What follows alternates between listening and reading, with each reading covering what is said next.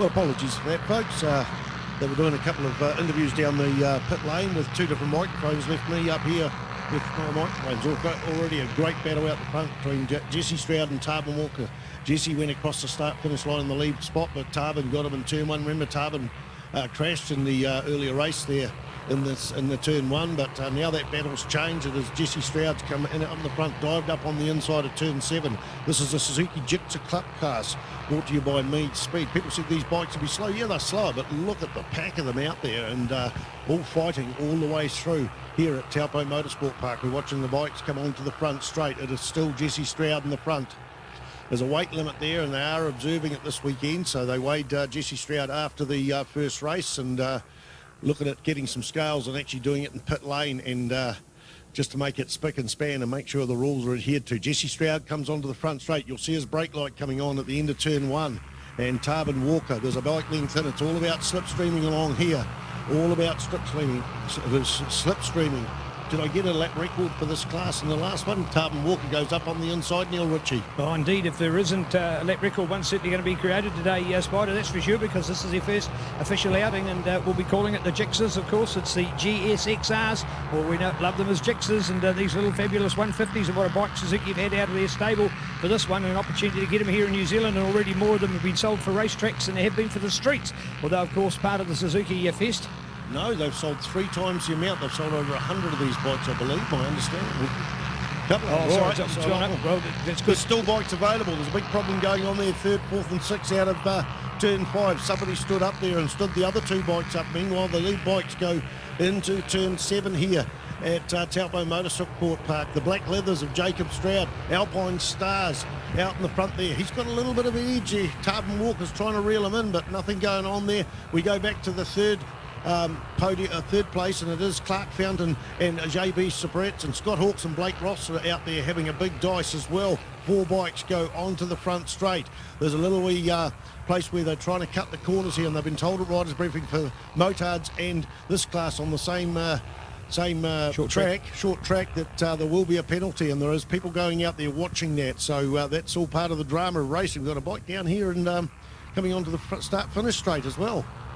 Yes, and the rider's been off that one for some time, so it doesn't look too bad. There was also a rider that overshot there on the infield turn as well, turn 7, Spider, but they completely rode out of it. So a bit like what Michael Wilson did on 2 occasions in that earlier race. I bet you those young guys are learning so much. And speaking about Michael Wilson, he's gone past today. He's put the little pink mohawk on the helmet, which is a commentator's dream, because we can pick him up from the others in the field, which look more of the same. But of course, this is growing the future of champions, Team Suzuki and the Jixer Cup. And what a fabulous one it is. Congratulations to Simon Mead. Simon got involved, got on board with the Road Race Commission, got on board with Motorcycling New Zealand, and of course the Suzuki Series. Well, of course we're on board with them. That's the corporate sponsor.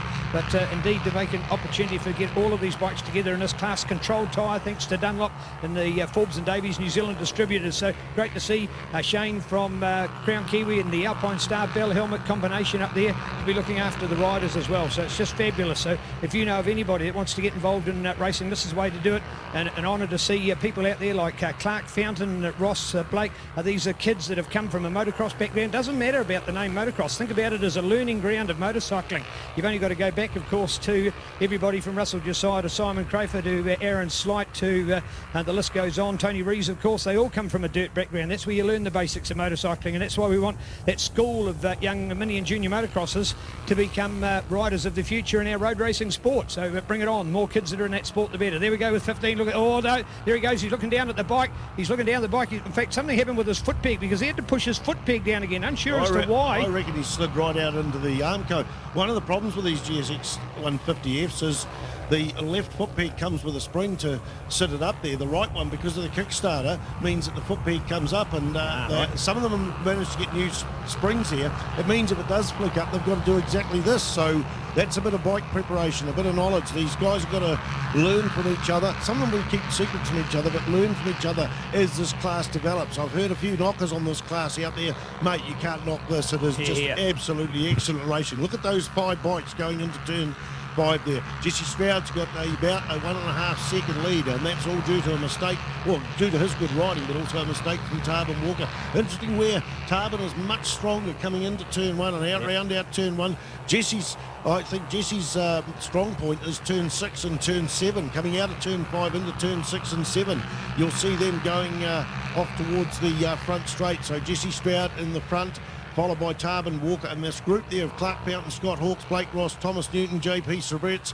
I was really not looking forward to commentating this class, much as I love it, but because of the picking up the bikes. Similarity. Wow, the similarity of the bikes, all in the Alpine Star gear, their Bill helmets as well, but certainly it is easier than I thought it would be, and it's going to be sensational if this class gets to Wangani. We're still hoping it's going to get to Wangani. Here's a checkered flag for Jesse Stroud. Yes.